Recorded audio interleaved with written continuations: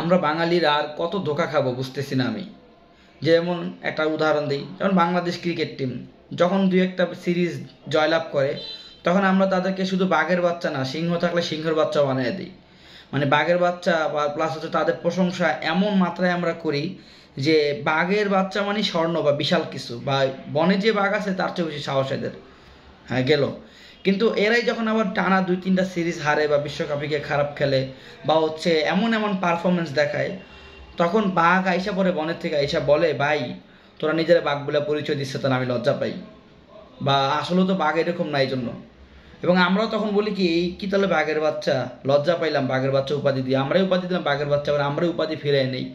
Same অবস্থা হয়েছে যে এই যে গতকালকার অবস্থা, ওই যে মেয়েটাকে আপনারা বাঘিনী উপাধি দিলেন, বাঘিনী, ঢাকা বিশ্ববিদ্যালয়ের বাঘিনী বা ঢাবির বাঘিনী, হ্যাঁ, যে যে এই পুলিশের সাথে এইভাবে কথা বলতে পারছে, অমুক করতে পারছে, তমুক করছে, মার খাইছে, আবার ছাত্রলীগের কাছে মার খেয়েছে, এটা নিন্দনীয়, এটা খুবই খারাপ লাগছে বিষয়টা।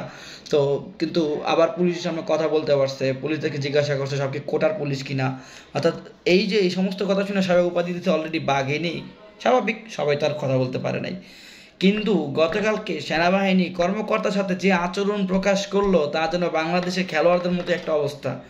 বাঙালিদের খেলোয়াড়দেরকে যদি আমরা বাঘ বলি, আবার আমরাই লজ্জায় সেই বাঘ উপাধি ফিরে নেই। বাঘও পারলে বাঘ বনের থেকে এসে বলে কি যে ভাই বাঘ উপাধি ফিরে এনে তোরা তোকে বাঘ বলে ডাকিস না, তাহলে আমি লজ্জা পাই। এখন মনে হয় বনের বাঘিনী আইসা, অর্থাৎ বাঘিনী আইসা বলবে এই আপুরে যে আপু আপনাকে মানুষ বাঘিনী বলতেছে, আসলে আপনাকে যদি বাঘিনী বলে তাহলে আমি লজ্জা পাবো। কী কারণে লজ্জা পাবে?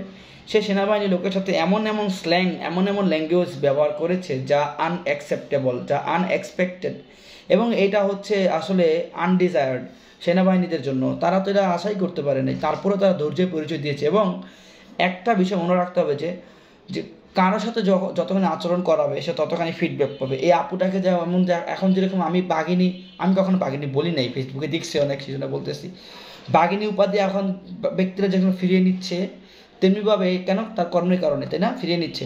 আবার অন্যদিকে যে সেনাবাহিনীর ভাই আশিক তার নাম, তো এই ভাইকে কিন্তু অলরেডি কিন্তু সেনাবাহিনী থেকে সেনা গৌরব, মানে সেনাদের গৌরব, সেনা গৌরব বলে তাকে উপাধি দেওয়া হয়েছে, এবং তিনি সেনা প্রধানের সাথে সাক্ষাৎ করেছেন। তো এই যে তিনি সম্মান ইতিমধ্যে পেয়ে গিয়েছেন।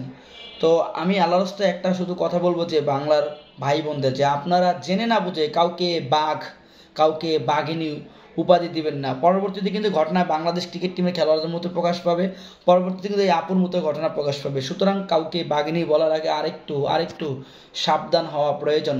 আসসালামু আলাইকুম।